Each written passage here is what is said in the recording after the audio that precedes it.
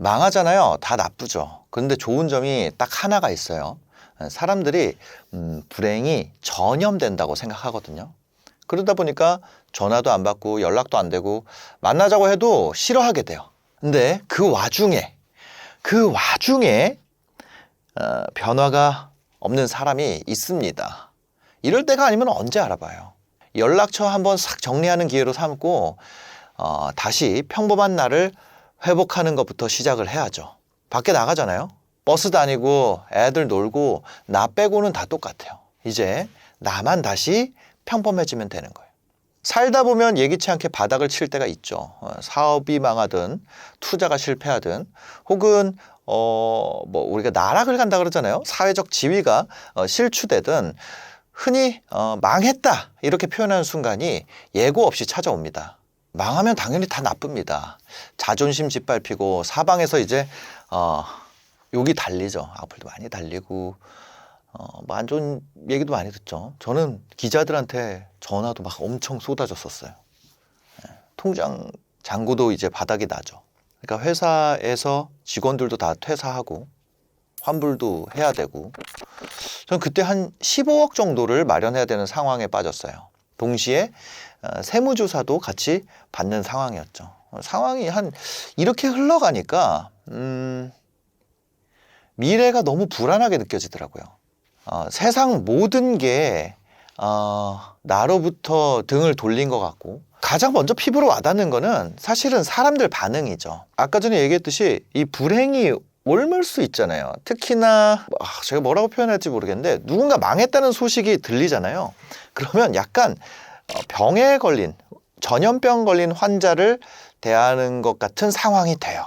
혹시나 그 불똥이 나에게 튈 수도 있잖아요. 아니면 뭐 돈을 빌려달라고 할 수도 있기 때문에 저는 그럴 수 있다고 생각이 돼요. 또 저는 인플루언서였기 때문에 이 손절을 당함을 실시간으로 느꼈어요. 왜냐면 저를 팔로잉 하고 있던 유명한 분들이 동시에 이제 언팔 하기 시작하니까요. 근데 그게 미안했어요. 사실은 미안하죠. 저 때문에 이제 그 불똥이 튀는 거 저도 원치 않았고 그래서 제가 전부 다 언팔로우를 했어요. 그래서 팔로잉을 0으로 만들었었어요. 저는 그분들한테 이제 불똥이 튈까봐 그런 건데 신기한 게 더 안 좋은 소문이 도는 거예요. 너는 나락 가서도 자기 생각만 한다. 자존심 때문에 팔로잉을 다 언팔한다. 뭐 이상한 얘기를 퍼뜨리는 사람들도 늘어나기 시작했고 제 생각보다 제가 더 안 좋은 사람이라고 그렇죠? 제가 한 것 이상의 어떤 다양한 오해를 억지로 만드는 사람들도 생기고 왜냐면 저를 잘라낸 것에 대해서 명분을 만들어야 되니까 그런 일들을 겪었죠. 근데 바로 이때 모든 게 다 무너져 내리고 나서 알게 되는 것들이 있습니다. 오히려 제가 이런 풍경은 성공했을 때는 상상도 못했어요. 바닥에 내려왔을 때만 보이는 풍경이 있더라는 거죠. 첫 번째 의외의 소득은요.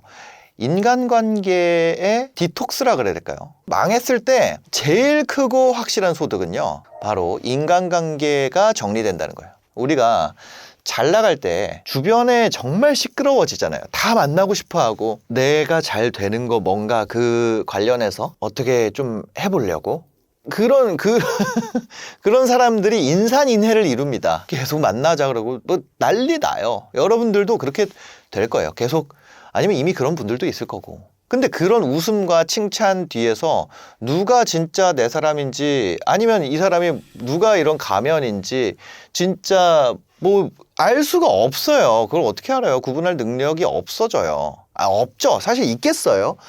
근데 딱 망하는 순간에 그 혼탁했던 시야가 정말 무서울 정도로 투명해집니다. 왜냐면 아무 그게 없으니까 이제는 전화해도 받지 않아요. 문자해도 답장이 안 와요. 엄청 늦게 올 때도 있고 만나자고 하면 바쁘다고 그래요. 꼬리에 꼬리를 묻니다. 이게 형님 동생 하면서 평생 함께 할 것 같은 사람들이 썰물처럼 빠져나가죠. 저의 실패가 그들의 일상에 스크래치를 내게 될까 봐 두려워해요. 저는 그게 나쁘다는 의미가 아니라 현상이 일어난다는 거죠. 근데 이게 뭐예요? 인생에서 제일 하기 힘든 게 연락처 정리잖아요. 미안해서 언제 볼지 모르니까 아니면 체면 때문에 계속 유지해오던 수많은 이 껍데기 같은 관계들이 내가 손 하나 까딱하지 않아도 저절로 정리가 되는 거예요. 그리고 그 와중에 그 삭막한 폐허 속에 묵묵히 남아있는 사람이 너무 신기하게도 있어요. 야, 너 밥 먹었어? 진짜 별일 없다는 듯이. 내가 가진 게 아무것도 없는데 내 배경이 아니라 나라는 사람을 봐주는 사람들. 내가 망해도 나락을 가도 태도가 그전과 똑같은 사람. 오히려 조심해야 되는 건 나락 갔을 때 갑자기 잘해줄 사람 있잖아요. 그 새끼는 사기꾼의 가능성이 있어요. 예, 태도가 똑같은 사람들. 정말 소수입니다. 진짜 소수예요. 이 사람들은 여러분들이 다시 일어설 때 정말 단단한 지지자들이 돼줄 사람들이에요. 이럴 때가 아니면 알아볼 수 있을까요? 알아볼 기회가 있을까요? 내 인생의 VIP 리스트를 확정 지을 수 있는 때가 있을까요? 망한 때가 모두가 전부 다 안 좋은데 그냥 그걸 할 수 있는 유일한 기회다. 허수를 걷어내고 진수를 남기는 과정. 이게 저는 망했을 때 정말 진짜 다 족같지만 그중에 얻을 수 있는 세 가지 중에 하나가 이건 것 같아요. 두 번째는 뭐냐면 자유예요. 역설적이게도 이 관심이 다 떠나잖아요. 관심이 다 사라졌어. 나에 대한 관심이 전부 다 무너졌어. 아무도 이제는 내가 무슨 말 해도 뭘 해도 관심도 없어. 성공을 향해서 달릴 때는 세상이 나를 중심으로 돌아간다고 착각했어요. 내가 멈추면 세상도 멈출 줄 알고 내가 실패하면 세상이 나를 손가락질하고 비웃는데 모든 에너지를 세상들이 나를 안 잊어줄 거라고 생각을 했어. 그 과도한 자의식, 책임감. 그게 뭐냐면 실패에 대한 공포가 굉장히 극대화돼요. 막상 망해서 밖에 나가보면 어때요? 놀라운 풍경이 펼쳐집니다. 버스는 여전히 제 시간에 맞춰 다니고 사람들 여전히 바쁘고 애들은 여전히 놀이터에서 뛰놀고 있고 사람들은 각자 고민을 안고 바쁘게 걸어가죠. 지하철은 여느 때와 다름없이 붐빈단 말이에요. 계절은 바뀌고 비도 내리고 그죠? 왜 그런 노래 있잖아요. 바람이 분다 이런 노래 있잖아요. 세상은 어제와 같고 진짜 저희 그때 그 노래 많이 들었던 것 같아요. 나만 혼자 달라져 있는 거예요. 그때 제가 느꼈던 게 이거예요. 세상은 내 실패에 놀라울 정도로 관심이 없습니다. 처음에는 이게 되게 비참하였거든요. 와, 내가 이렇게 힘든데 세상은 어떻게 이렇게 평온할 수가 있지? 야속하기도 하죠. 근데 조금만 깊게 들여다보잖아요. 그 무관심이 어느 순간에 정말 도파민이 터지더라고요. 와, 자유구나. 아무 관심이 없구나. 내가 무너져도 세상은 아무 관심이 없구나. 아무것도 아니구나. 이 생각이 제 어깨를 이렇게 짓누르던 이 무거운 짐이 그냥 사라지는 느낌? 내 실패가 세상의 종말이 아니라는 사실을 깨닫게 되는 순간 우리 가족이, 내 주변이 아니면 아까 그 남아있던 그 코어의 사람들의 삶이 내가 무너져도 괜찮구나. 그 순간 감옥에서 탈출하는 느낌이 들어요. 성공해야지만 존재 가치가 있다고 그런 강박이 있었던 것 같아요. 그걸 벗어나면서 수많은 사람 중에 한 명이 됩니다. 수많은 사람 중에 한 명. 아무도 관심이 없어요. 제가 그때 백화점에 갔거든요. 악플이 막 10,000개씩 달릴 때였어요. 지금은 다 지웠습니다. 프라다 매장에 가가지고 옷을 사는데 직원이 어떤 분이세요? 저 원래 유튜버인데요. 지금 나락 가 있어요. 그래요? 그럼 저는 응원할게요. 그래서 그것 때문에 100 몇십만 원짜리 티셔츠를 하나 샀던 것 같아요. 티셔츠였나 이런 반팔떼기였는데 너무 비쌌어요. 그냥 아무 상관이 없는 거예요. 실제 세계에서는 망한다는 건 자유가 어떤 느낌인지, 그러니까 이게 다 정리가 된 거잖아요. 내가 스트레스 받고 했던 거가 다 정리된 거잖아요. 한 방에. 그러니까 이렇게 떠 있을 때는 걷는 게 되게 걸어가는 느낌이 뭔가 푹푹 이렇게 바닥이 단단하지 않은 느낌이 들었다면 이게 다 깨지고 나니까 바닥이 너무 단단해져요. 어떤 여자분이 있었어요. 그분이 이혼하고 어린 딸을 하나 혼자 길렀어요. 혼자. 그렇죠? 이혼했는데 딸이 있었던 거예요. 그리고 이제 나라에서 지원금 이런 거 하고. 근데 이분이 정신을 못 차리고 어떤 일은 안 하고 그 작가가 되겠다고 여기저기 출판을 내는 거예요. 자기 스토리가 더 좋잖아요. 예를 들어서 내가 이혼도 했고 그런 에세이가 아니라 소설, 판타지 소설을 쓰고 있는 거예요.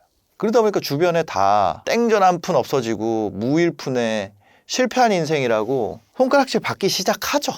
여기저기에 이제 도움 요청하고 원고 넣을 때마다 안 되고. 근데 이분이 쓴 책이 대박이 났어요. 혹시 그 책 들어봤어요? 해리포터라고.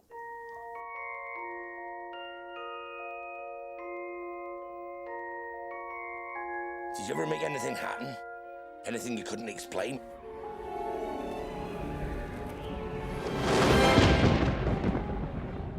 J.K. 롤링.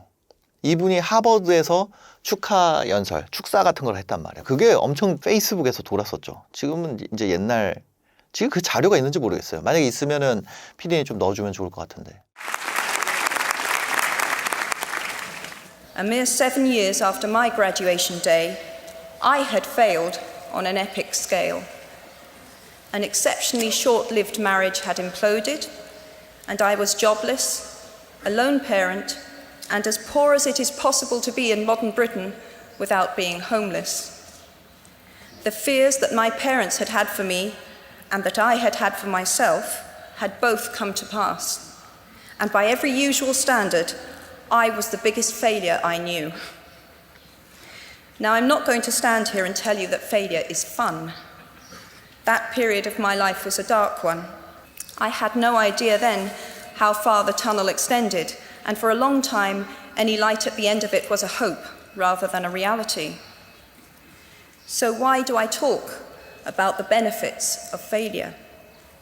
Simply because failure meant a stripping away of the inessential. I stopped pretending to myself that I was anything other than what I was, and began to direct all my energy into finishing the only work that mattered to me. Had I really succeeded at anything else, I might never have found the determination to succeed in the one arena where I believed I truly belonged.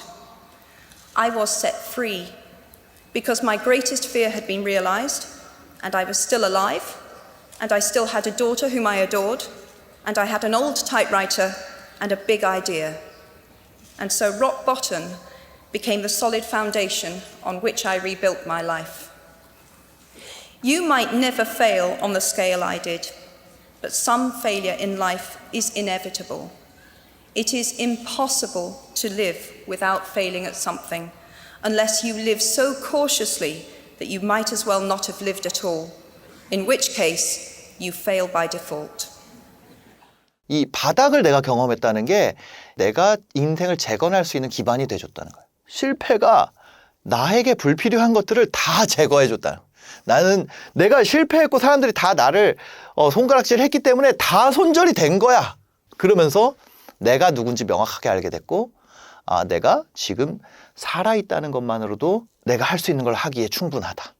이걸 느꼈다는 거예요. 망하잖아요. 다 안 좋아요. 정말 다 안 좋아요. 망하면.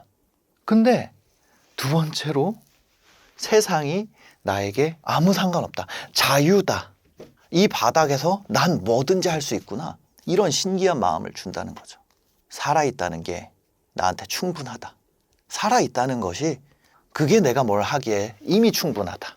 이런 마음을 준다는 거예요. 세 번째로 좋은 점은 이겁니다. 평범함에 대해서 다시 생각하게 됐어. 일상에 대해서 다시 생각하게 됐어요. 제가 뭘 쥐고 있을 때 이거를 잃어버릴까 봐 내가 너무 무서웠어요. 과감한 결단도 못 내렸어요. 인생에 진짜 복잡한 셈법들이 있어요. 이거를 잃으면 이걸 줘야 되고 막 이런 다양한 변수가 있어. 아무것도 없어져요. 과거의 영광, 체면, 자존심, 복잡한 이해관계, 이거 한 방에 다 포맷됩니다. 이때 굉장히 단순하고 명료한 목표가 생기는 거예요. 아, 나만 잘하면 되는구나. 그전에는 직원들도 생각해야 되고 너무 많은 것들이 있어. 근데 그게 다 사라지고 하얀 도화지만 남은 거예요. 거창한 성공, 떼돈을 버는 재기, 화려한 복귀, 이거를 안 꿈꿔도 괜찮더라고. 그냥 밥 먹고 잠자고 버스 타고 그 평범한 일상을 회복하는 거, 그게 목표가 되고, 목표가 단순해지니까 삶이 가열차게 돌아가는 거예요. 망하기 전에는 평범함이 되게 뭐라고 느껴졌냐면 우리 평범함과 지루함을 거의 비슷한 느낌으로 느꼈어요. 근데 이게 다 완전히 나자빠지고 나니까 아침에 일어나가지고 출근할 곳이 있다는 거, 내가 출근해가지고 뭔가 할 프로젝트가 있다는 거, 내 골이 있다는 거, 주말에 여행을 갈 생각을 한다는 거, 그게 너무 중요한 일들이었던 거예요. 그래서 저는 이때 이후로는 다른 생각을 하게 됐어요. 같은 일상을 살더라도 느껴지는 감각이 좀 달라졌어요. 사소한 것에 더 민감해지고 그거에 감사할 줄 알게 되고 작은 성취에도 기뻐할 수 있는 그런 능력이 생기더라고요. 이거는 돈을 주고 배울 수 있을까? 이런 생각이 듭니다. 그러니까 제 작은 일도 짜증 많이 했었는데 웬만한 게 너무 좋은 일이야. 우리 새로 뽑은 직원이 찡찡거리는 것도 좋은 일이에요. 회사가 망해가지고 나가줘야 될 것 같아 막 이런 얘기 할 때랑 비교하면은 너무 좋은 상태인 거죠. 이미 최악을 경험했기 때문에 미래에 대한 두려움이 상대적으로 되게 낮아졌어요. 그때도 살아남았는데 이 정도쯤이야. 이런 배짱이 생기죠. 그냥 아예 망해버리잖아요. 망할 것 같은 게 두려운 거지 망해버리잖아요. 그러면 겁쟁이로 만드는 게 아니라 더 강해지는 것 같아요. 그러니까 여러분 중에 뭐 제 채널뿐만 아니라 대부분 사람들은 이제 일반적인 삶을 살고 있겠죠. 근데 뭔가 무너져 내린 분이 너무 운 좋게도 이 영상을 보고 있다면 너무 오래 슬퍼하지 않아도 된다는 얘기를 하고 싶어요. 지금 여러분 인생에서 가장 큰 청소를 하고 있는 중이라고 생각을 해보세요. 그 외상 후 성장이라는 개념이 있습니다. 이게 뭐냐면 큰 시련이나 트라우마, 뭐 망한다거나 사고라거나 이별이나 이런 거 겪은 사람들을 추적 조사를 해봤는데 반 이상의 사람들이 시련 이전보다 그런 시련을 겪기 전보다 더 높은 심리적 성숙을 경험했습니다. 반의 사람들은 그걸 못 이겨내고 더 안 좋아지고 절반 정도 사람들은 더 심리적으로 성숙한단 말이에요. 대인관계의 깊이가 증가하고. 왜? 가짜 관계가 떨어져 나갔기 때문에. 사람들과 더 깊은 유대감, 그걸 이겨낸 동료들과 더 큰 동료애, 그 다음에 내가 심리적으로든 현실적으로든 그걸 이겨내면서 생각보다 내가 강한 사람이구나 라는 뭐가 생겨. 자기 효능감, 그리고 삶에 대한 감사하는 정도가 다르죠. 평범한 일상의 소중함을 완전 재발견하니까. 그래서 가짜 관계들을 그냥 나 지금 쓰레기통에 버리고 있어. 나를 짓누르던 그냥 허위 에고, 가짜 에고, 내가 중심이야. 이건 다 털어내고. 진짜 단단한 알맹이만 남기는 과정이구나. 전화 안 올 겁니다. 원래 옛날에는 맨날 만나자던 사람들 다 사라질 거예요. 전화기가 조용해졌다고 외로워할 필요가 없는 거예요. 소음이 사라진 자리에 이제 진짜 내 목소리가 들리기 시작할 거예요. 세상이 무심하다고 해서 서러워할 필요가 없는 거예요. 덕분에 뭐예요? 아무 눈치도 안 봐도 되는 거예요. 다시 시작할 자유를 얻었습니다. 망해도요, 밖에 나가면 아저씨들 여전히 싸우고 있고 술 먹고 토하는 사람이 여전히 있고 세상은 다 그냥 자기 할 일 다 알아서 잘하고 잘 돌아가고 있고 나만 제대로 돌아가면 돼. 그렇게 낮은 데서 다시 시작하는 발걸음은 이전보다 가벼울 수밖에 없어요. 내가 원래 원RM 벤치프레스 100kg 했던 사람이 부상당했다가 살아난다 그래도 금방 너무 가벼운 거야. 오히려 단단하게 다시 올리는. 망한 게 아닙니다. 다 안 좋죠. 근데 그 안에서도 내가 그 싹들을 발견하고 나잖아요. 그럼 이런 마음이 들어요. 내가 진짜 내 인생을 살기 위한 준비를 이제야 마쳤구나. 제가 굉장히 힘든 순간이 있었어요. 왜냐면 제 모든 사업을 다 접었어요. 다 환불하고 모두 다, 그죠? 근데 그때 제가 딱 한 사람을 만난 거예요. 그분이 뭐였냐면은 저의 구독자였다가 저의 유튜브 사스 프로그램을 이용하는 유저이기도 하고 강의도 들었고 여자친구분이 저희 오프라인 강의를 들으러 왔었어요. 그분은 저한테 매번 저 이번에 어떻게 됐어요? DM을 계속 보내주는 그런 분이었어요. 어느 날에 저희 둘이 만나게 된 거죠. 저는 모든 걸 잃고 바닥에 있었습니다. 그 친구는 들려준 놀라운 얘기가 1000, 억, 매각. 그때는 제가 빨리 출발했지만 그분은 한남동에서 밥을 사준다고. 그래서 밥을 얻어 먹었어요. 당연히 축하해줘야 될 일인데 마음이 너무 힘든 거예요. 너무 힘들다. 다시 일어서야겠다. 나도 해내야겠다. 그런 마음이 생겼어요. 이런 분들을 더 많이 만들어야겠다. 이렇게 워킹하는 이런 분도 나오는데, 이런 분이 나오는데 내가 그거를 다 정리하고 바닥에 널브러져 있다는 사실이, 이 자격지심이라는 말이 뭔지 정확하게 알게 됐어요. 나 왜 이렇게 널브러져 있지? 제 구독자이자 강의 내용을 대부분 다 알고 있는 그분의 명성에 누가 될까봐, 엑시트하고 기업가로서 또 큰 그런 길을 가고 계시니까 누가 될까봐 제가 어떤 분인지는 밝히지 않겠지만 깊은 감사의 말씀을 좀 드리고 싶습니다. 그리고 그분이 저희 회사 전 직원에게 자사 제품을 몇 천만 원어치를 선물해 주셨어요. 그날부터 좀 많이 각성했던 것 같아요. 그 이후에 굉장히 많은 그 수정을 거쳐서 이런 결과를 만들어냈다는 거예요. 자, 이런 겁니다. 0주차에 오신 분, 한 4주차, 5주차까지만 해도 수익화 비율이 0.7%에 불과합니다. 10주차가 지나면요, 한 10%대까지 올라가고요. 나중에 40주차까지 오게 되면 요 맨 앞에는 그냥 단순 수익화, 해당 주차에 있는 분 중에 수익화된 사람 비율이고, 이 뒤에는 출석률, 그쵸? 상품 8주 이상 유지, 기본 과제 수행, 그 다음에 요 3개, 출석을 전부 하고 상품도 유지하고 기본 과제도 하신 분들, 그런 분들의 비율입니다. 40주차가 되잖아요. 그러면 100%입니다. 38주차. 그러니까 예를 들어서 내가 상품 어떤 거를 비즈니스를 시작하려고 마음먹고 8주도 유지를 안 해. 한 달 해보고 바꾸고, 한 달 해보고 바꾸고 이러면 안 된다는 거죠. 수익화가 상대적으로 8주 이상 유지 안 하고, 그 다음에 기본 과제도 안 하고, 출석도 마음대로 하고 이러면 한 35주차에서 40주차 평균이 67% 정도 수준까지 낮아지게 돼요. 근데 요것만 해주면 우리가 2달만 하자. 2달만. 똑같은 거 2달만 해보자. 그 다음에 기본 과제만 하자. 출석률을 하자. 그랬을 때 퍼센티지가 거의 100%에 가깝게 올라간다는 거죠. 90.74%가 수익화의 달성에 성공을 합니다. 많이 하는 분들은요, 월에 한 4억까지도 이게 월 달성하는 분들이 나와요. 뭐 저희 회원분들 중에도 몇 억씩 찍는 분들이 있죠. 몇 억씩 찍는 분들이 나옵니다.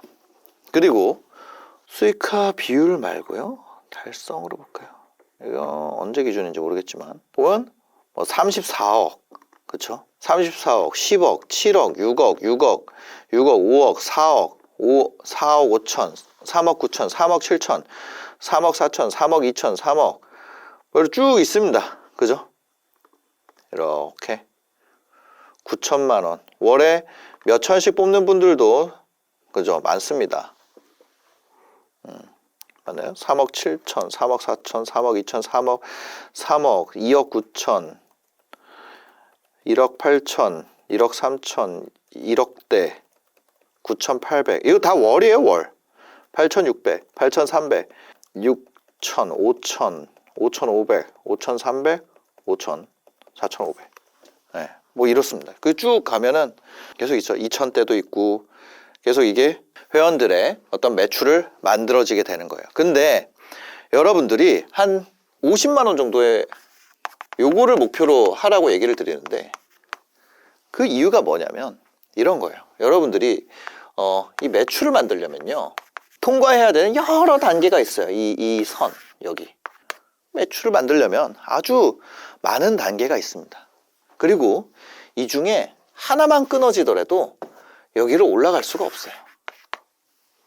좀 더 자세히 얘기를 드리면요, 얘기가 나온 김에 여러분들이 예를 들어서 뭐 최근에 올라온 콘텐츠 관리 시트를 하나 살펴봅시다. 이 채널은 구독자 27명이었어요. 이건 좀 빨리 된 케이스를 보여드리는 건데, 구독자가 뭐 27명, 31명, 50명 이렇게 늘다가 이렇게 올라가는 거예요. 그죠? 그래서 1,500만 원이 만들어졌습니다. 외부 협업으로 만들었다 이렇게 써 있어요. 고객 수가 20명이고요. 무료 고객 155명을 모았고 이렇게 돼 있어요. 보면 앞에 탐색 유입과 클릭률, 시청 지속 시간, 구독 전환율, 구독자 증가, 풀린 컨텐츠 조회수, 뭐 페이지 유입, 검색 유입, 클릭률, 시청 지속 시간, 키 컨텐츠 연계율, 키 컨텐츠 조회수, 링크 클릭률, 랜딩 페이지 접속수, 무료 고객 전환율, 무료 고객 수, 유료 고객 전환율, 유료 고객 수, 객단가, 매출 이렇게 돼 있어요. 이 아래에 있는 것을 전부 다 지금 여기 있죠? 위에서부터 해볼까요? 객단가가 만약에 0이라면요, 거의 다 곱셈으로 작용을 하기 때문에, 그쵸? 매출이 나올 때까지 퀀티티가 있다고 해볼게요. 고객 수. 그러면 객단가가 0원이면 고객 수가 100명이라고 했을 때 내가 여기 아래까지 다 잘해가지고 했어요. 근데 객단가 0원이에요. 그러면 이게 매출이 나와요? 0원이란 말이에요. 그 여기 살려봅시다. 여기가 뭐 예를 들어서 랜딩 페이지 접속수가 나오기 위해서는 이 조회수 대비 링크를 클릭한 사람이 나와야 돼요. 키 컨텐츠라는 건 물건을 판매하는 컨텐츠입니다. 근데 그거에서 이 위에 랜딩 페이지, 그러니까 물건을 결제가 붙어있는 페이지까지 오는 데까지 거기에 퍼센티지가 있잖아요. 10명이 봤는데 몇 명이 랜딩 페이지에 들어오는가. 그거를 한 명도 안 들었어. 거기에 또 0이 있어. 그럼 이 위에 어떤 매출이 생길 수가 있어요? 없다는 거예요. 이 사이에 수많은 크고 작은 곱셈들이 있고 그 값들이 여러분들이 매출이 0이라는 건 이 아래에서 뭔가에 문제가 생겼다는 거예요. 근데 이 막힌 어떤 이런 관이 있습니다. 이 끝에 촛불이 있어요. 촛불을 이상하게 그렸죠? 근데 그게 중요한 게 아닙니다. 근데 여기에 막혀 있어요. 여기 어떤 사람이 바람을 불었어. 막혀 있어. 여기 사람이에요. 옆모습. 이렇게. 바람을 불었어요. 안 꺼져. 더 세게 불었어. 안 꺼져. 여기 아예 막혀 있다고. 이게 뭐냐면 0이에요, 0. 그럼 더 세게 불어. 막혀 있어요. 이 바람이 뭐냐면 이게 조회수예요, 조회수. 여기 막혀 있어요. 조회수를 아무리 올려봐라 부자가 되나. 그럼 이게 뚫려 있으면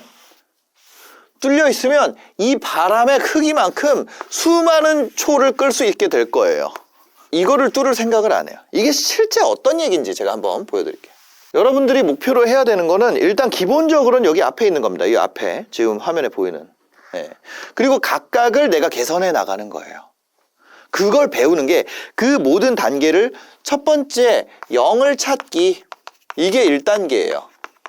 여러분들이 어느 부분에서 못하는지 그 다음에 강점 찾기 2단계예요. 처음에 내가 완전히 막혀있는 거를 모르면 그 강점이 아무리 세도 얘 때문에 결과가 안 나온다는 거예요. 이것만 뚫려 있으면 강점을 찾아서 그 다음에 성장 및 강화 4단계는 확장 5단계는 위임입니다. 비즈니스 PT는 이 구조로 돼 있어요. 근데 많은 사람들이 이걸 물어봐요. 이걸 물어보고 이걸 물어봅니다. 브랜딩은 여기쯤에 있어요. 내가 이걸 다 할 줄 모르는데 이걸 한다. 이거를 잘해가지고 와, 저 사람 미쳤다. 이 브랜딩 미쳤다. 내가 이걸 너 대신 다 해줄게. 이런 사람이 운 좋게 붙으면 몰라도요. 직원이 운 좋게 이런 사람이 들어오면 몰라도요. 이거 진짜 제일 어려운 거예요. 자기의 브랜드를 만든다는 건 정말 어려운 일이에요. 자기의 브랜드를 만든다는 건 정말 어려운 일이에요. 다 그걸 하고 싶어요. 근데 여튼 여기부터 막 한단 말이에요. 근데 이거를 안 찾잖아요. 그럼 이게 안 돼요. 여기까지가 일단 기본이에요. 기본.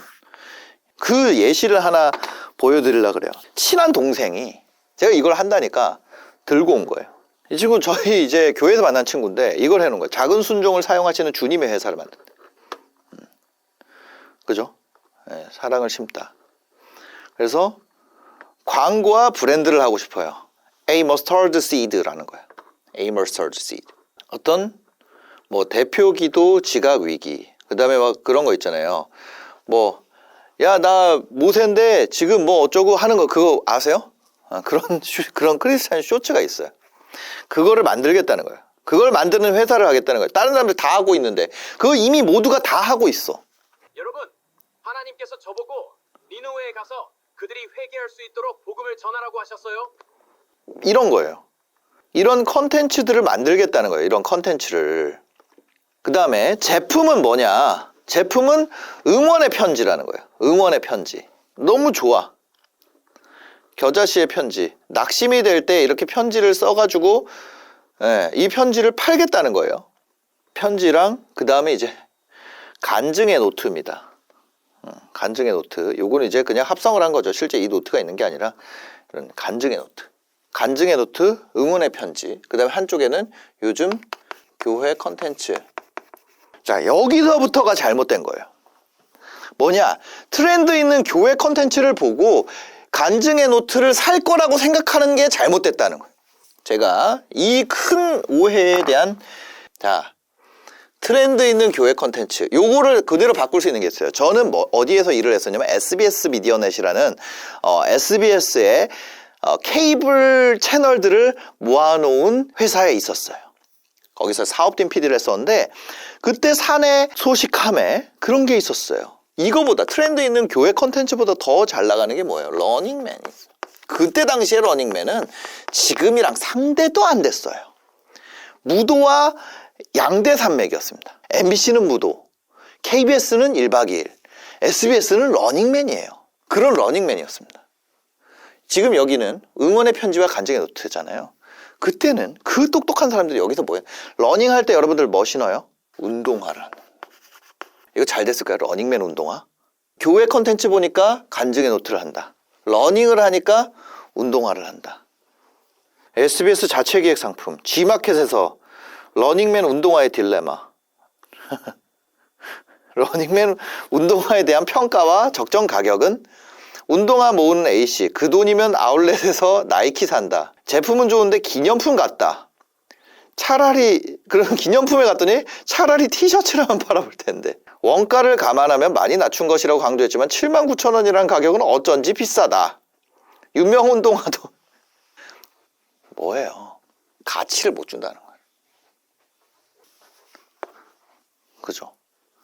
그럼 아까 우리의 이 영을 찾기, 강점 찾기, 성장 및 강화, 확장, 위임, 여기에서 이 정도 여러분들이 생각이 있으면 이 다음에 뭐가 있다 그랬어요? 이 다음에 브랜딩이 있다 그랬어요.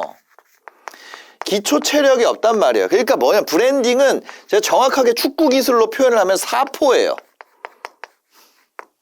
특별한 누군가 하는 아주 기가 막힌.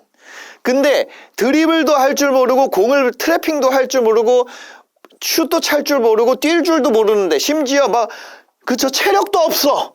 그게 없는데 사포가 제일 멋있잖아. 보기에 막 플립플랩 이런 거. 플립플랩 뭔지 아세요? 옛날에 호나우징요가 팍팍 했던 거 있잖아요. 그런 거야. 예를 들어 막 네이마르 하는 사포 막 이런 거야. 그거 야 네이마르도 하는데 나도 배워야지. 맞는 말이긴 한데 그 전에 수많은 것들이 받침되고 이걸 해야 된다고요. 근데 뭘 가져왔어요? 여기에 겨자씨 하나라는 브랜딩을 가져왔어요. 그럼 이제 이 친구한테 설득하기가 어려워지는 거예요. 이 친구 하고 싶은 게 뭐예요? 브랜딩이에요. 근데 브랜딩이라는 걸 하려면 그 전에 우리가 매출까지 가는 그 통로를 어떻게 뚫을 것인가라는 것을 갖고 있어야 돼. 사람들이 사야지. 그래서 이 친구는 지금 6단계를 하고 싶어 하는데 가져온 건 근데 뭐예요? 1단계가 없다는 거예요. 이 1단계가 없구나를 언제 아냐? 이 겨자씨 하나에 간증의 노트를 만들고요. 여기에다가 돈을 씁니다. 한 1,000만 원? 쓸 수 있겠죠? 그 다음에 응원의 편지. MOQ가 있어요. 응원의 편지도 편지지가 있죠. 이것도 한 500만 원 쓸 거예요. 크게는 못 쓰고 한 1,000만 원, 500만 원 이렇게 쓸 겁니다. 그 다음에 컨텐츠 만드는데 어떤 뭐 PD 쓰고 하면서 한 500만 원 쓸 거예요. 이거는 한 월에 나갑니다. 왜? 이거를 하루만 만들고 말게 아니기 때문이죠. 1년만 하고 내가 접어야지. 1년 했다가 안 되면 접어야지. 그러면 얼마예요? 이게 주에 하나씩 만든다 했을 때 한 편당 100만 원 조금 넘게 쓰는 거예요. 그러면 내가 1년 뒤에 얼마예요? 인건비랑 뭐 해가지고 500 안쪽에서 해결했다. 1년 뒤에 6천 돈이 나가게 되는 겁니다. 여러분들이 시도를 무서워하는 이유가 뭐예요? 1년이라는 시간 플러스 얼마를 날린 거예요? 7,500만 원. 근데 내가 1단계가 없구나를 깨닫는 시기가 언제냐면 한 3개월쯤 지나면 1단계가 없구나를 깨닫게 됩니다. 왜냐?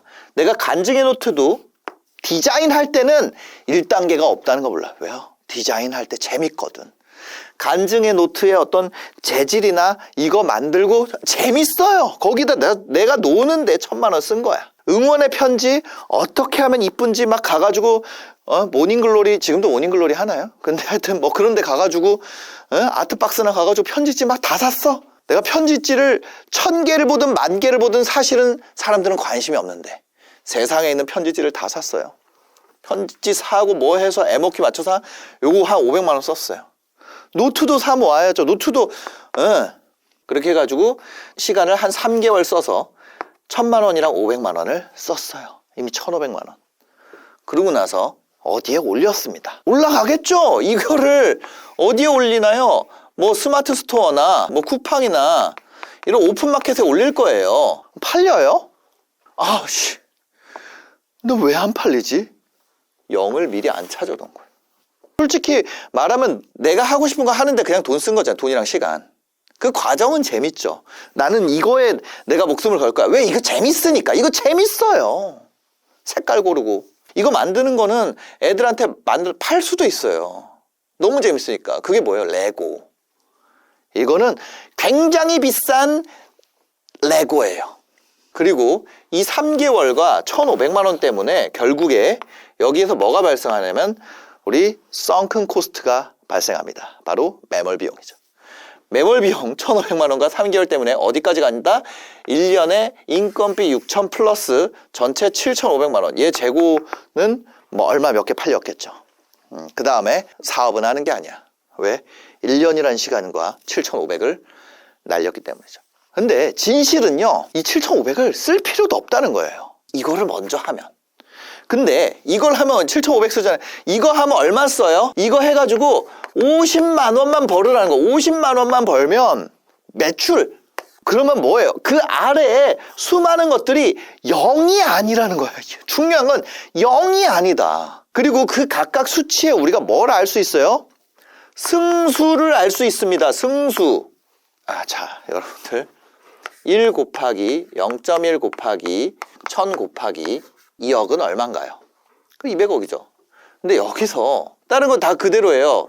아주 작은 뭔가 승수가 가장 큰 친구를 0.2로 성장했단 말이에요.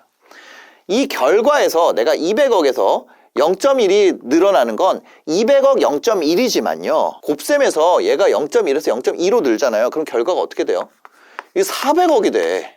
그러니까 이걸 안 하고 여기서부터 하나씩 바꿔보는 거는 미친 짓이라는 거야.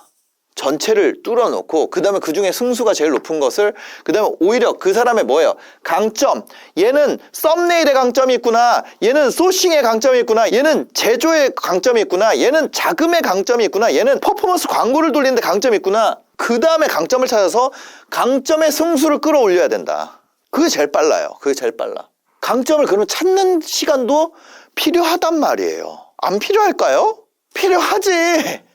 그 다음에 그 강점을 찾은 것을 성장 및 강화하는 단계가 필요하단 말이에요. 그 다음에 그거를 확장하는 단계가 필요하단 말이에요.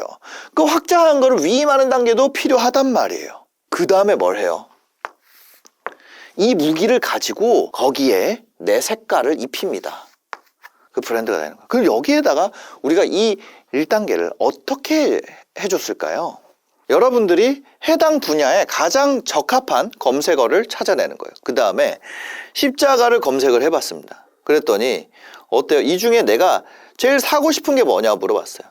시장조사라는 건 1단계, 여기에 애기일 때는 그냥 자기가 사고 싶은 거를 파는 게 제일 나아. 0단계, 그러니까 1단계의 1, 2, 3입니다. 내가 사고 싶어요. 2번 같이 읽어볼게요. 다른 사람들도 사고 있어요. 3번 그것을 내가 팔아볼까요? 이 간증의 노트와 응원의 편지, 그 다음에 트렌드 있는 교회 컨텐츠라는 것보다 굉장히 어떻게 됐어요? 이제 현실화가 됐단 말이에요. 이거를 갈 수 있는 펀더멘탈을 이분이 보유하고 있는지에 대해서 우리가 알 수가 있게 현실화가 됐어요. 이 십자가라는 키워드를 찾아서 그 중에 우리가 뭘 했어요? 판매량 순으로 했어요. 판매량 순으로 바꾸는 순간 뭐가 생깁니까? 1, 2, 3번 중에 판매량 순으로 바꿨더니 뭐가 생겼어요? 이거를 만족시켰어요.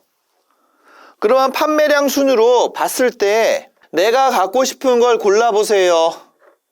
그랬더니 어떤 것을 내가 사고 싶어요가 채워졌어요. 그죠? 그 다음에 세 번째가 남아있다는 거예요. 그럼 이게 왜 팔리는지는 어디에 있어요? 팔려면 채워져야 되는 조건이 세 가지가 있습니다. 뭐냐면 고객의 문제가 상품의 강점으로 해결이 되는데 그 가치가 있을 거예요. 요 세 개가 뭐보다 커야 돼요? 여러분들 이거 팔려면 뭘 주고 뭘 받아요? 상품을 주고 돈을 받잖아요. 내가 받는 돈보다 커야 된다. 그러면 이거를 내가 팔려면 고객의 문제로부터 출발한 컨텐츠, 상품의 강점을 보여줄 수 있는 컨텐츠, 해결의 가치를 보여줄 수 있는 컨텐츠를 만들어야 된다는 거예요. 그랬을 때 이 사람들이 이걸 보고 해결의 가치를 보고 페이지에 왔을 때 내가 내는 돈보다 얘가 크다 그랬을 때 우리는 뭘 해요? 교환을 할 뿐이에요. 교환을. 무슨 얘기인지 아시겠죠? 그런데 여기에 간증의 노트에 고객의 문제가 있습니까? 여기에 예를 들어서 어떤 아모스든 요나든 뭐 예레미야든 누구든 나왔어. 그래가지고 나 뭐 요나인데 하나님 왜 이렇게 섭섭하게 하냐? 뭐 식물을 말라 죽게 하고 막 뭐 했어. 웃겨. 그게 간증의 노트에 어떤 고객의 문제를 해결을 하고 어떤 상품의 강점을 만들고 어떤 해결 가치를 보여주냐는 거죠. 이 간증의 노트와 응원의 편지는 이거를 사람들이 십자가보다 안 사고 있어요. 더 많이 사는 것도 2번이 엄청 좋은 것도 못하는데 이거를 내가 할 수 있을까? 이거를 실제로 사냐? 지금 최근 1년 구매 목록 동안 자기가 그냥 돌아보라는 거예요. 자기가 했던 구매 목록 중에 이거 있냐고. 없더라는 거예요. 상상 속에 있는 거, 상상 속에. 이거를 다른 사람들도 사고 있는 것 중에 내가 사고 싶은 거 있잖아요. 그거를, 근데 이게 문제가 있어요. 그럼 이거를 내가 어떻게 소싱해요? 왜 쿠팡에서 찾았어요, 여러분들? 쿠팡 파트너스라는 게 있어요. 쿠팡만 있어요? 네이버도 있어요. 네이버에 뭐 있어요? 네이버 브랜드 커넥트에 들어가면 이게 누구냐면은 하여튼 어떤 분인지 모르겠는데 코인가이드님의 블로그 그냥 랜덤으로 검색해 들어온 건데 여기 보면은 쇼핑 커넥트에 보면 여기 뭐 쿠첸 뭐 이런 거 있잖아요. 이 안에 들어가도 엄청나게 다양한 상품들이 있습니다. 무슨 얘기인지 아시겠죠? 이미 팔리는 상품. 팔리는 것도 못 파는데 내가 팔리는 걸 파는 순간 뭐가 생기냐면 0을 찾기가 게임이 끝나요. 그래서 여러분들이 이걸 기반으로 목표를 어떻게 하냐면 처음에는 50만 원을 목표로 합니다. 그 다음에는 300만 원, 그 다음에는 500만 원, 1000만 원 이렇게 매출을 올리게 돼요. 그럼 이 매출 기반으로 어디로 가느냐?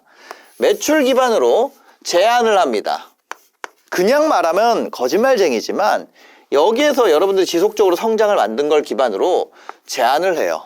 어디에? 다양한 플랫폼에 입점되어 있는 곳에 여러분들이 제안을 할 수가 있습니다. 그러면 아직 이 간증의 노트 아직 안 간 거야. 이 해당 분야에서 가장 대장을 팔아보고 그거 내가 성장을 시켜서 그 증거를 기반으로 이 분야에서 내가 하고 싶었던 거에 조금 더 가까운 업체에 제안을 하는 거예요. 근데 그때 내가 못 판다면 이거를 안 해도 되는 거예요. 간증의 노트를. 왜? 그 분야에 나는 처음 시작한 사람이고 그 분야에 닳고 다른 사람도 내가 그 제품도 못 판다면 만약에 그 간증의 노트, 뭐 응원의 편지 내가 생각하는 경쟁사 제품을 내가 팔아봤잖아요. 그럼 내가 뭘 알게 돼요?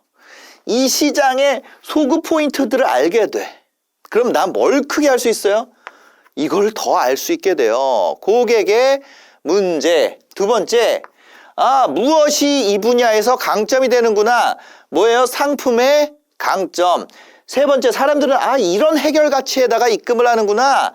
해결의 가치. 그럼 내가 이거를 키우게 되면 뭘 키울 수 있어요? 받는 돈도 올릴 수가 있게 된다는 거예요. 그러면 여기서 하는 역할은 뭐야? 컨텐츠. 왜 이게 유튜브 PT가 아니고 비즈니스 PT예요? 이거를 어떻게 컨텐츠를 만들 건지, 이거를 어떻게 컨텐츠로 만들 건지, 이거를 어떻게 사람들에게 도달시킬 것인지가 우리가 여기에서 유튜브를 사용하고 인스타를 사용하고 블로그를 사용하고 스레드를 사용하고 그런단 말이에요. 국내 시장이니까. 우리나라에서 제일 많이 쓰는 게 뭐예요? 이거잖아요. 그러면 커리큘럼에서 이거에서 요게 가는 거예요. 이것도 있고 이것도 있고 비즈니스 PT 안에서는 이 모든 걸 다 다룹니다. 근데 이거를 다 알 필요가 없다는 거예요. 첫 주에는. 이렇게 하면 뭐부터 해야 돼요? 이렇게 되잖아요. 일주일 동안 인간이 할 수 있는 일의 양이 여러분들이 생각하는 것보다 훨씬 적어요. 인간이 실패하고 좌절하는 이유가 뭔지 아세요? 메타인지가 안 돼서 그래요. 한 주 동안 할 수 있는 양이 적은데 이걸 다 알려주면 어떻게 돼요? 못해! 뭐부터 해야 되지? 그럼 내가 간증의 노트, 응원의 편지부터 내가 뭘 하고 싶은지부터 발견을 해야 되나? 아니면 콘텐츠 분야를 내가 먼저 정해야 되나? 아니면 십자가 같은 뭔가를 먼저 찾아야 되나? 아니면 내가 고객의 문제를 찾으러 가야 되나? 상품의 강점을 보러 가야 되나? 해결 가치를 찾으러 가야 되나? 내가 사고 싶은 걸 찾는 걸 먼저 해야 될까? 아니면 내가 다른 사람들이 사고 있는 걸 먼저 찾아야 될까? 그냥 이렇게 들을 땐 다 할 수 있을 것 같지만 그럼 그 방법은 어떻게 되지? 이게 너무 많단 말이에요. 아까 전에 그렇게 해서 쿠팡 파트너 했어요. 50에서 300 갈 때는 어떤 걸 해결해야 될까? 300에서 500 갈 때는 500에서 1000 갈 때는 어떤 걸 해결해야 될까? 나의 강점에 따라서 해야 되는데 그 강점은 뭘까? 나는 강점이 뭐지? 어떤 부분에 내가 빠르게 갈 수 있는 사람이지? 어떻게 알아요? 여러분들이 어떤 사람인 줄 알고 어떤 조언을 할 수 있냐고. 그러니까 결국에는 1대1 트레이닝이 붙어야 돼요. 트레이닝과 데이터 관리가 이게 붙어 있어야 된다는 거예요. 그게 아니면 여러분들의 맞는 성장을 시킬 수 없어요. 다 여러분들이 뱉은 거, 여러분들이 생각할 때 중요한 걸 중요하다 그럴 거야. 저는 브랜딩, 맞아요. 브랜딩이 중요하죠. 저는 조회수가 중요하다고 생각하는데요. 이거 고객의 문제도 파악이 안 됐고 상품의 강점도 해결 가치를 어떻게 컨텐츠로 붙일지 이것도 생각이 안 돼 있는데 조회수가 중요할 것. 일단은 조회수를 키우면 다 해결됩니다. 뻥이에요. 조회수를 키우면 다 해결된다고. 거짓말입니다. 거짓말이에요. 그건. 여러분들이 알만한 진짜 탑티어 크리에이터가요. 어떤 양념장을 팔려고 했어요. 그 사업으로 인해서 소송까지 가고 판매도 안 나오고 난리가 나서 돈 다 까먹고 보통 이제 한국 크리에이터라면 상상할 수 있는 수준의 조회수의 끝판이었어요. 강의도 마찬가지고 여러분들 서비스를 판다 그래도 마찬가지고. 그래서 이거예요. 이걸 통해서 어떤 뛰어난 분들은요. 이것만 가지고도 각이 서서 자기 플랜을 갈 수 있어요. 근데 저희가 얼마예요? 7,500만 원에 최소 이 정도의 리스크를 낮추는 걸 하고 있단 말이에요. 거기다가 저희가 뷰트랩이라는 검색 서비스도 제공을 하고 있습니다. 뷰트랩은 요거는 제가 다음에 한번 알려드리겠습니다. 요 뷰트랩을 어떤 식으로 사용하는지. 그 다음에 이 과정, 이게 200강이 넘습니다. 200강이 넘는 강의를 이 모든 과정을 다 쪼개서 40주간 제공을 하게 됩니다. 일주일에 우리가 6강이 나갑니다. 한 4주 하는 데는 24, 24강, 5주 할 때는 30강 정도가 한 달에 제공이 되게 돼요. 이 24강에서 30강 정도가 매달 나가게 돼요. 거기다가 우리가 사스도 붙여서 소프트웨어도 드리고 있고요. 그 다음에 트레이닝과 이런 강점을 찾을 수 있고 어떤 부분을 성장해야 되는지 이것도 저희가 소프트웨어로 관리를 하고 저희가 데이터가 거의 1억 건을 넘게 사용을 하고 있어요. 여러분들이 0명부터 이렇게 돼서 지금 아까 보였던 수억까지 매출을 낼 수 있는 단계까지 가는 상담할 수 있는 파트너를 여러분들이 고용한다 그러면 얼마에 고용할 수 있을까요? 200만 원에 구할 수 있을까요? 한 달에? 300만 원에 구할 수 있을까요? 한 달에? 한 500 정도면 구할 수 있을 것 같아요. 제가 이번에 저에 대해서 이렇게 케어해 줄 수 있는 PD를 구하는데 연봉 6천을 주고 구했습니다. 그런 사람을 2명 구했어요. 한 1,000만 원 정도 쓸 생각을 해야 된다는 거죠. 나의 브랜딩과 나의 위임과 확장과 성장과 강화 포인트와 이거를 다 할 수 있는 사람을 구하려면 한 달에 한 1,000만 원은 써야 된다는 거예요. 거기에 소프트웨어만 저희가 월에 한 20만 원 정도의 상당에 되는 이용권을 그냥 드려요. 그 다음에 이거에 대한 실패 비용과 그 실패가 될 것을 성공으로 바꿔주는 기회 비용이라는 것도 존재해요. 거기에 뭐예요? 이 6강, 한 주에 나가는 6강, 그러니까 한 달에 한 30강 정도가 나갑니다. 30강 정도 나가는 강의는 여러분들이 어떤 썸네일 파트가 그 달에 배웠다, 아니면 내가 원고 파트를 그 달에 배웠다, 아니면 뭔가 상품 분석하는 거를 그 달에 배웠다, 한 달에 그것만 배워도 이게 보통 한 200에서 300만 원 정도 합니다. 지금 시장 상황이 그래요. 그럼 이거 200~300에다가 여기 20만 원 하면은 강의 싸게 합시다. 100만 원. 강의만 100만 원에다가 이거 소프트웨어 20만 원 120에다가 이거를 보고 관리할 직원을 뽑는다면 한 300만 원이라고 합시다. 그러면 300만 원짜리 하면은 420만 원이잖아요. 트레이닝을. 그 다음에 이 여러분들 관리해주는 소프트웨어까지 하면은 실패 비용 이런 거에 대한 기회 비용 이건 다 제거. 이거 그냥 없다고 치고 실제로 사람을 쓰는데 들어가는 비용이 있다는 거죠. 저희 회원들이 커리큘럼 40주예요. 40주 끝나고도 계속해서 트레이너와 유지하는 비율이 거의 한 25% 정도입니다. 무슨 얘기예요? 커리큘럼이 끝났는데 매달 그냥 내고 또 내고 있단 말이에요. 어떤 상품이 그러겠어요? 기가 막히는 상품이라는 거예요. 한 달에 500~600 정도의 가치를 그죠? 그리고 강사가 이게 100만 원이라 했는데 강사가 저 정도 커리어 갖고 있는 강사가 지금 이 시장에서 하잖아요. 그럼 진짜 비싸요. 진짜 비싸요. 그럼 다 하면 가치가 예를 들어 500만 원이라고 하면 저희는 한 달에 얼마 받느냐? 그냥 어린애들 학원비를 받아요. 54만 9천 원을 받습니다. 저희 애가 다니는 야구 학원보다도 쌉니다. 너무 놀랍죠? 여러분들이 만약에 혼자서 할 수 있으면 오늘 얘기를 들으면 내가 이 1단계를, 영을 찾기, 이 1단계를 내가 어떻게 해야 되는지 분명히 감이 오신 분들이 있을 거예요. 여러분들 스스로 해보시고 시간을 넣어보시고 시간을 넣고 천천히 오셔도 됩니다. 영을 1단계가 보통 빠른 분들은 한 4주 만에 끝나고요.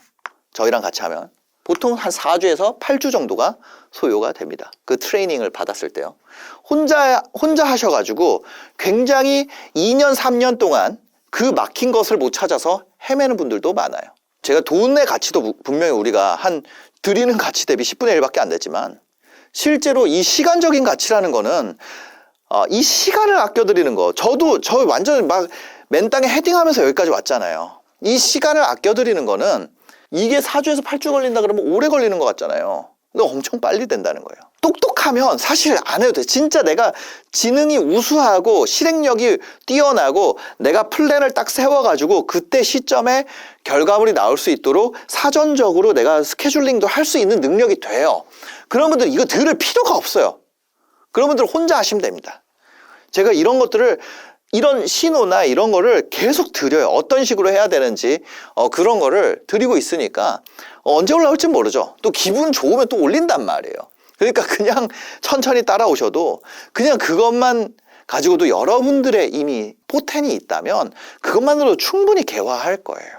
무슨 얘기인지 아시겠죠? 근데 내가 좀 어렵고 시간을 단축해야 되고 이런 상황이면 저희 비즈니스 PT로 오시는 것이 굉장히 빠르고 효율적이고 효과적인 선택이 된다는 거죠. 만약에 여러분들이 비즈니스 PT를 지금 신청하시는 분들은 한 4개의 무료 강의를 들으실 수가 있습니다.